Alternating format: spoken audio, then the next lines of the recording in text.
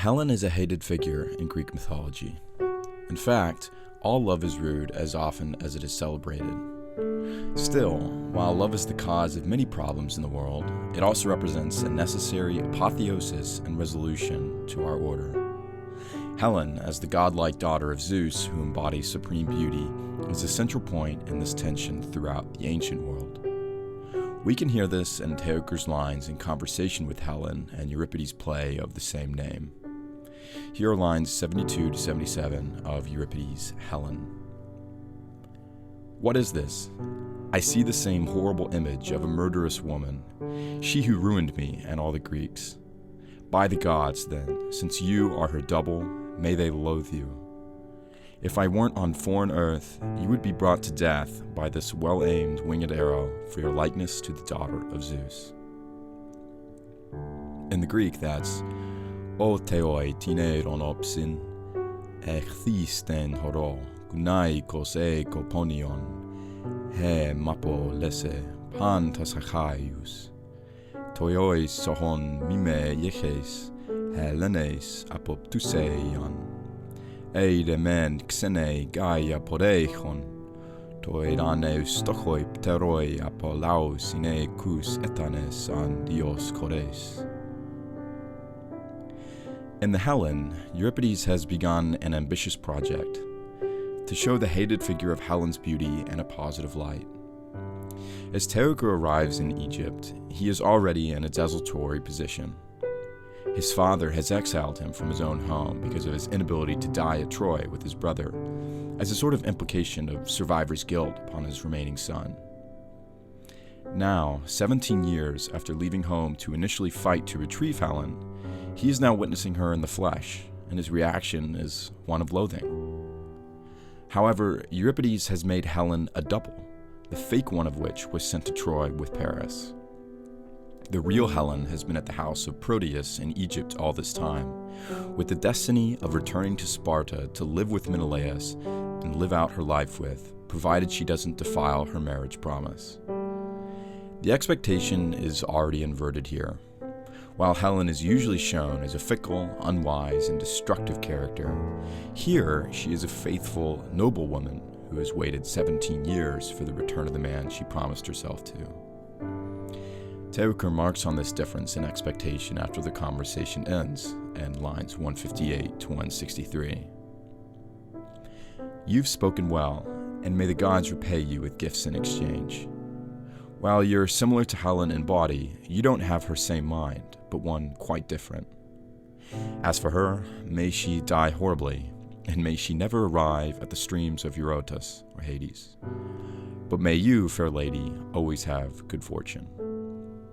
And in the Greek, that's kalos alexas o gunai, teoi desoi eslon amoi bas an tidore saiato. Helene domoion somechu sutas plenas ekes o moias, ala diaporus polu, kakos doloi to mere perrota roas elthoi, su deis el tuke sae kunai. For the audience, this difference in appearance and mind is acute.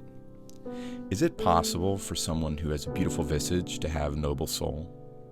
Or is the power of love, exemplified here in the personification of utter beauty, always going to be a corrupting one? The tragedy of Helen's existence seems to be the failure of excellence in resolving this damning identity. While one can be as divinely beautiful as one is capable of being, the attainment of that beauty will do nothing but incite a curse upon you to never be considered worthy of your word, with no recourse to actions one takes, such as her counsel given to Teucer and the lines between these two passages. This invective against Helen is heard in Sappho as well. In Sappho's poem to Anactoria, she dismays at the inevitable loss of beauty led astray by love. Here is Sappho's fragment 16, lines 5 to 16. It's easy to make this understood by everyone.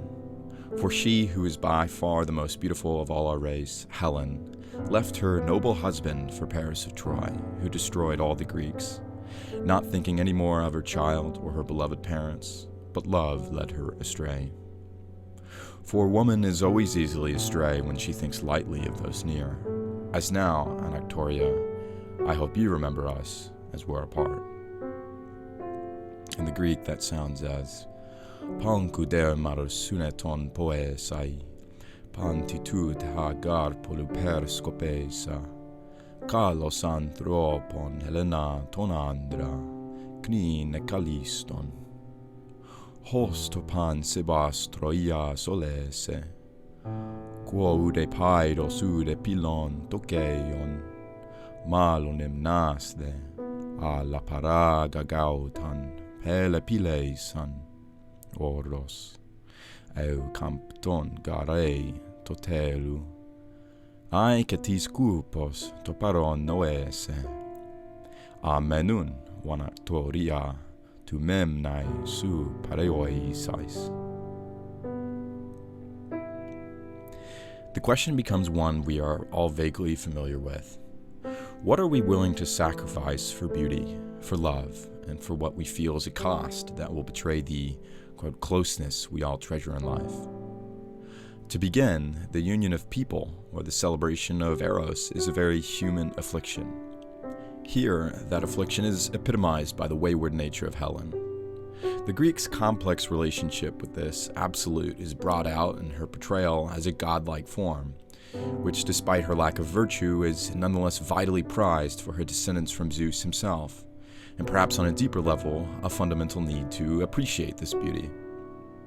We appreciate beauty not because it is something we simply enjoy, but because it is a necessity in the world. Beauty can be expressed as the unity of patterns in the world with ethical matters of right and wrong.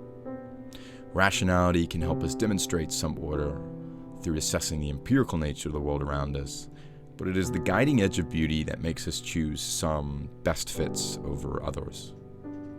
The ability to lament the character of Helen and even hurl insults at her is a bit of a mythographical ostracization.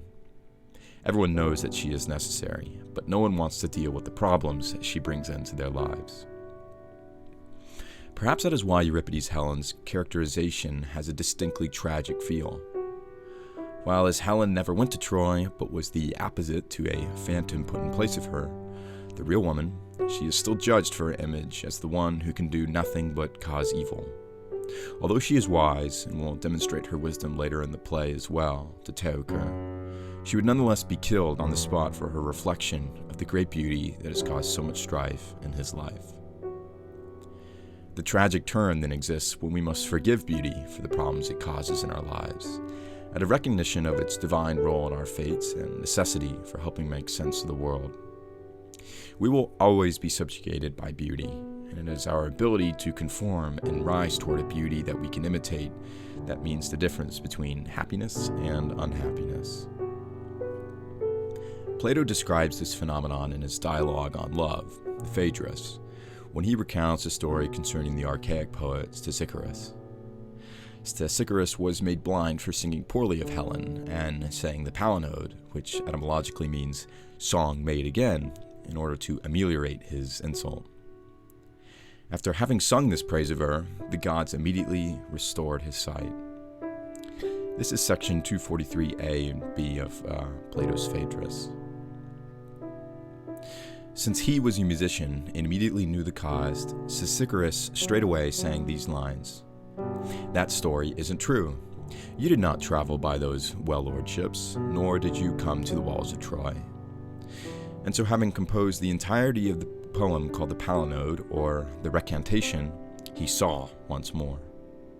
I myself will be wiser than these stories concerning love. Before I suffer something on account of slighting Eros, I'll attempt to give my own palinode, so with my head bare, not covered with shame as before. As Plato describes, it is a shameful act to accord one's life without recognition of beauty. To do so is to ignore the order of the universe that can allow us to attain fulfillment and happiness. If one is witnessing a world in which beauty is pushed away from, one is witnessing a world in decline, or at least one that is actively trying to inflict harm on itself. Here, Plato is preparing his remarks on love by mentioning that whatever he says, he attempts to do so with the same enlightenment that the artist Iphigenia did. It is necessary for us to care deeply about beauty because our fitness in the world accords with our ability to listen to what beauty instructs us to do. Natural attraction is not a bad thing, although it can be a lamentable absence or obligation. In a world where beauty is more and more displaced from systems that define how we live our lives, or in other words, a world where human beauty, art, and music making is pushed aside for other supplanted priorities, we will continue to feel bad until we begin to listen and respect the power of love we are naturally aware of. Once again, this can be mathematically empiricized or vaguely abstracted, but the desire to act on behalf of these evidences of beauty is an ethical choice that we are all responsible for.